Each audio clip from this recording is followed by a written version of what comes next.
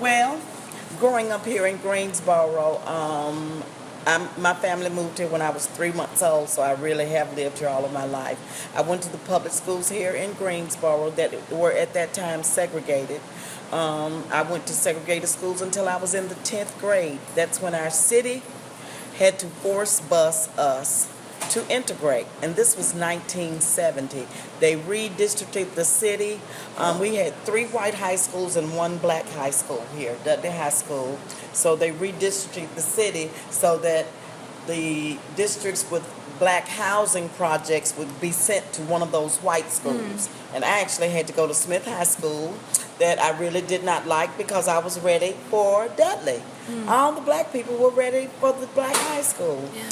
But when I went to Smith, the first year we had a riot at the school because at the end of the year, you know how they choose the most likely to succeed, best Yeah, all around. There was sure. nobody black on the list. And we were like, well, we're here now. We need to be represented. Yeah. So all the black students walked off the campus and to fight, and the white kids were really, really organized, and they had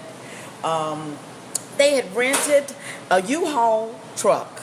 And when they raised up the back of the truck, all the white kids got out. They had chains, sticks, all this kind of stuff at the high school. So they had to bring the police out to the high school, and they closed school for one day. Now, this was 1970. Brown versus Board was 1954. So we know how long that has been. That was okay, let's see what else. I went to, okay, go ahead. In 1960, when the lunch counter was integrated, you remember you were little. I but was you 4 remember a years little bit. old, but my mother used to bring me and my sisters to Woolworths to shop. You know, so I was like, well, Mama, we want a hot dog. We want to get us some fries, Mama, please. She'd say no, because black people could order from the counter, but we could not sit and be served. She said, I'm not ordering anything from somewhere where we cannot sit and enjoy it.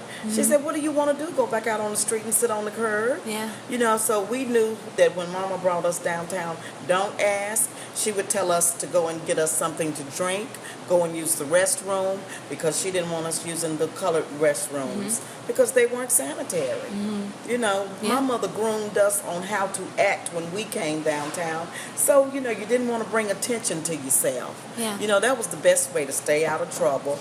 And it was really something, but we knew for a fact that black people could not sit down. We didn't know the meaning behind it because we were so young, but we knew the difference. There was clearly a difference. And in 1968, when Jesse Jackson was arrested here and you had all those people in the jail, you were 12. Okay, that So was do you re- or 1963. Oh, 63. That was Okay. 1963. That And was then there here was in another riot Greensboro. here in Oh, that was 68? 1979, November 3rd, 1979, the Nazi Klan versus the Communist Workers' Party.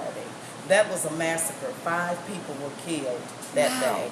Now, I was 20-something then. Now, where were your parents from? Oh, North Carolina or? North Carolina, Okay. Roxboro, North Carolina. And what did they do That's for where I was born. jobs? My father was one of the first workers at Lorillard. It opened in 1957, and he moved here because he got a job at Lorillard. Okay. And my mother was a homemaker. And when all of this happened, the civil rights movement, what was your parents' reaction to it? To Growing keep up. us safe. Okay. To keep us safe.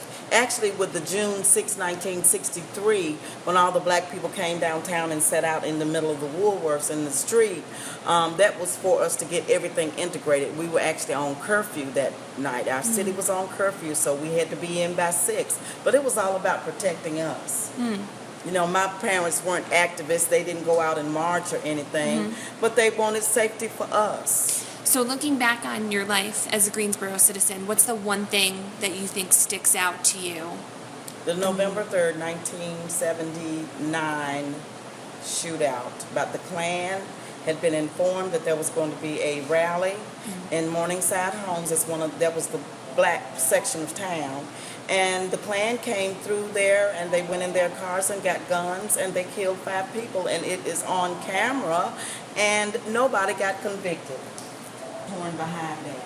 So you think Greensboro is still torn behind racial divide? Because these people ain't got no time. They did not get convicted, and you can clearly see them killing 5 people. Yeah. That's just like it's all, you know, it's like it is now. Yeah. You know? If there was one thing you could tell students in New Jersey about, like coming to this museum or like being activists, what would you tell them, high school students? Stand up for what they believe in.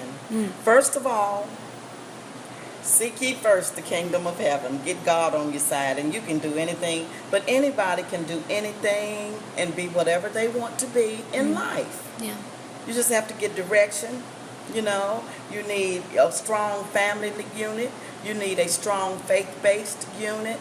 You need to be smart and get your education. There's so many things that, you know, our young people, this is a wonderful facility to come and learn this history. This isn't just black history. This is the history of the United States of America in its darkest period. So not just African Americans need to come here. Every race of people in this country need to come and learn this. We are so grateful to still have this facility to be able to teach this. Yeah.